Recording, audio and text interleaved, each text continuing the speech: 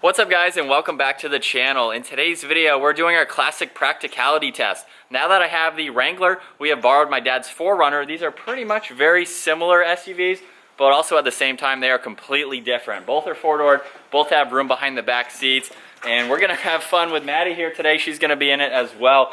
But we have a pile of stuff, just random items, just to show various different sizes of items to put in the back of both of these vehicles, and then we have a few other tests to do as well. So why don't we start with the Jeep? All right, and load this thing up. Load it up, yeah. So unlike the 4Runner with the liftgate, we have a door with a spare tire, and then you can easily open up the glass, so it's really not that hard to do.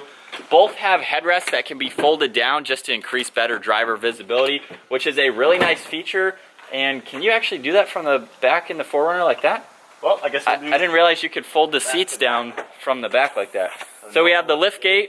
If you do get a limited, no, you can't? I don't think the Limited has a power liftgate at all, does it? Just the glass. But here you have to manually pull the seat up. Oh yeah, so let's go around here. And so you have to do the seat first. Yep, and then fold the headrest. And then do that. Okay. So as far as getting the back seats down. But it is more flat-ish.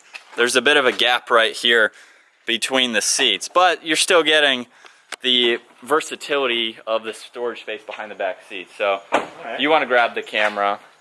I will start with, well, why don't we start with the largest object? We got a 6-foot ladder, something that's kind of standard, I guess. Yeah, people buying these are gonna have it in there eventually. Or keep in mind this could be a 6-foot piece of wood, or you know, whatever you're trying to haul. These are utility vehicles at the end of the day, so utility work. So it fits. now actually there's one plus to both of these vehicles. You could actually leave the window open. Oh, I need to adjust that. You could leave the window open if you had to put things through. Yeah. Same with that one. Yeah. 4Runner's one of the only other vehicles that has the glass that opens somehow. Right? Is it? I think most do. A real SUV. A real SUV.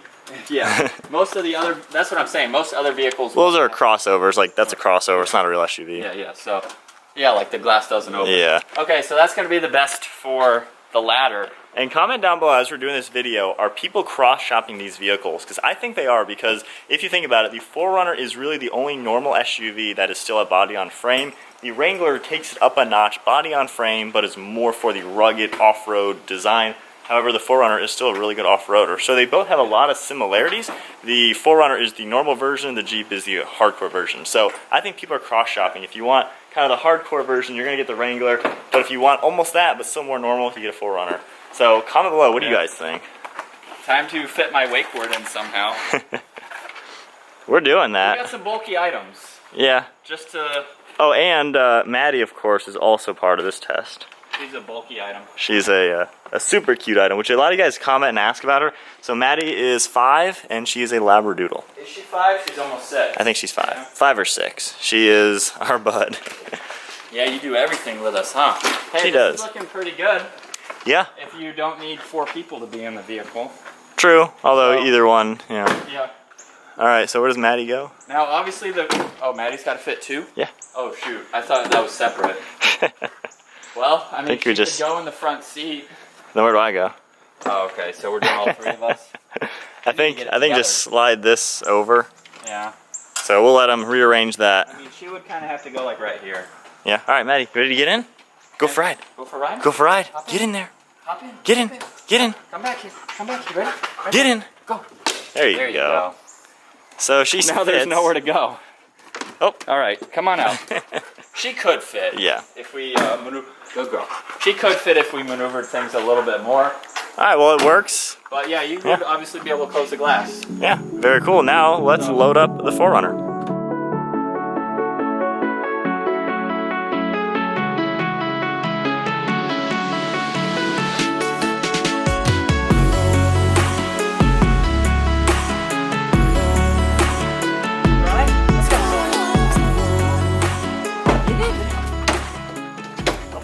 Good girl. Get back and sit. Come on, good girl. Sit up there. All right, so I'd say they are very similar in size, quite honestly. Yeah, we reconfigured just a little bit to have her in the back, which would probably be working in the Wrangler too. So that gives you a lot more space in the back, and you can still have the back glass open for her. Yeah, so plenty of space all here for her. Yeah. Everything, we have luggage, golf, ladder, board is right here. And I was saying, I thought these would hinder this more, having the roll cage inside, but they actually really don't get in the way. I would think that having that soft or hardtop angled, yeah, that would definitely limit some of your storage for sure, but I think they tie for that. Yeah, I'd say the only plus, this is slightly easier to get the seats folded. Yeah. But yeah. Nonetheless, that's kind of irrelevant. This is a better, an easier liftgate though. Yeah. Because this is 2 pieces, that's just 1, and that's power on this glass. So that is storage. I'd say they're very similar sized vehicles, so I guess it's kind of expected. Now we're gonna go to turning radius, so we're gonna do a 3-ish point turn in the driveway and see which one does better.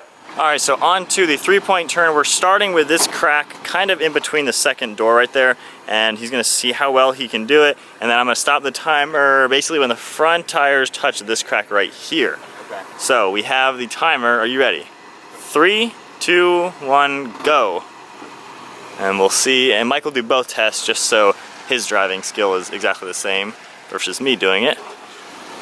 All right, so great technique there. Turning in the correct direction. Both cars have backup cameras and no sensors. Oh man. Oh, can't make that. All right. Front tires and bam. 23.7. On to the Jeep now in 3, 2, 1, go. So we'll see how well this one does. I feel like it's got a slightly sharper turning radius, especially after off-roading yesterday. Oh wow. Wow, I'm pretty sure he's making it. Wow. Oh yeah, and bam. 16.6, so definitely short, or definitely quicker. Yeah, that was a lot quicker. Wow. A 3-point versus a 4-point. It just feels, it's a lot more nimble. Very which much is so. Weird, because I'm pretty sure they have a similar wheelbase. Yeah, but yeah, this thing can definitely turn a little bit sharper. So on to the next test. This is an off-road capable test, meaning which vehicle is more practical for the off-road. So first test of this test is putting it into 4-wheel drive low. This has a manual shifter and, I don't know, a second it takes. Pull that all the way back into 4 low, and that's as simple as it is. Yep. It's a manual 4-wheel drive. All right, so testing ground clearance now as Maddie runs around.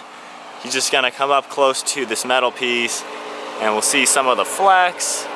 And the frame rail just barely scrapes against the grass. It might be hard to see on camera, but the frame and that piece under there picked up a little bit of grass. Yeah. So it just barely makes it. Let's see on this one. I'd say very similar frame rail. Yep, grazing the grass definitely. Yeah. Pulling up some grass with it. Maddie, what are you doing? All right. I know. You would have fun. So next test, there's a little bump in the ground. We're gonna test out the articulation, see if any tires come off the ground. All right, so I did that. I mean, that was pretty much nothing. Yeah. That's it. All right, and then, Get it back into 2-wheel drive. all right, so getting back into 2-wheel drive, simple as putting the truck in neutral and pushing it forward. There we go. And then he's just gonna get off the curb. And of course, super easy to do being an SUV like that.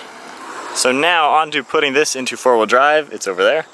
Where? The knob. Oh, yeah. Okay. So into neutral, So you basically pull the little unlock button, twist it, and then 4 high, 4 low. 4 low. So I'd say actually about the same. About the same, yeah. Technically this is easier, Yeah. but you have the manual side with the Jeep. So comment below, what do you guys like better? A 4-wheel drive selector like the Jeeps or an electronic like the Toyota? That actually is a toss-up now. So let's see, and both vehicles are stock suspension, OEM size wheels. That rear wheel almost just came off the ground, just a hair. So the... Do I need to back up? Keep going. Okay. I'd say identical. I think the gas tank is actually sliding on the grass just a hair, Oh yeah? but that was the lowest point right there. It did it pretty good. Not First too time bad. 4Runner's been off-road. Yeah. Sort of. All right, so coming up to this one, I'd say identical, honestly. It's hard to tell. I'd say nearly identical. I didn't think it would make even those.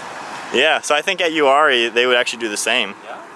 So pretty impressive. But this would have a little bit more overhang or front ground clearance issues, I think. Yeah. So, on, Matty Doodle. So let's see this. This isn't even a big bump, so I don't think there's really going to be anything different. Maybe the back tire coming off? We'll see. We'll just get low. They got some flex there. Independent front suspension. So technically this will do better with flex given it is all solid axles, but this being independent up front be a little bit of a hindrance. And then of course putting it back into neutral, super easy. Well, that's going to conclude all of the tests that we threw at both of these vehicles today. Honestly, they are very similar, so I think the main difference is, do you want more of a practical type SUV, or do you want more of like a transformer? Take the doors off, take the roof off, actually use it to go off-road, or if you just like having that top open experience.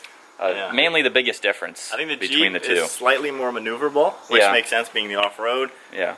Ground clearance stock is pretty much the same. I was surprised with that. I was actually. I thought the Jeep would be a lot higher. This one does have better articulation being solid axle. Yep. The 4Runner, slightly more usable interior. Not that this test actually showed that, but I think just given the no roll cage, it does make it a little bit more usable. I guess one thing that we didn't really touch base in this video is the ride quality too. Alright. Kind of differences between solid front axle, independent front suspension. Yeah, I'd say they 4Runner's ride. probably going to ride a little smoother. Yeah, the only downside, the 4Runner has a lot of brake dive. The Jeep, I don't notice it having that much. I think there's more weight transfer in the 4Runner. They both ride pretty smooth. More wind noise in the Jeep. I don't really notice too much. It's a big difference. Yeah, maybe I'm used to it. The only other differences I would say, this has a Switch really arms. good touchy accelerator, so 0 to 30 is nice and peppy. I think the 4Runner has better top end throughout the whole RPM. True. But I'd say they're very neck and neck. A little differences here and there, which I think is why people are cross-shopping these. If you want off-road, or they're both fantastic, they're both very usable for SUVs, but then you just got a little bit of differences. They're going to be similarly priced too. Like a TRD Pro and a Rubicon. Oh yeah. Probably around the same. Towing is better on the 4Runner. True. And gas mileage probably slightly better. On the 4Runner? But you have engine options for this, and transmission options. True. So very similar but different. They're very similar. Hopefully we we probably won't be doing any off-road comparisons between the two, since that is not our vehicle. But if you guys want to see the stock Jeep off-road, I'll have that down in the description. We just did that, and I was thoroughly impressed. So for a stock vehicle, if you want to take this off-road, it might scrape a little bit, but it's doable. Yeah. So I think that's going to wrap it up for our comparison between my Jeep Wrangler and my dad's Toyota 4Runner. If you guys enjoyed today's video, give it a huge thumbs up, smash that subscribe button. We'll see you guys in the next video.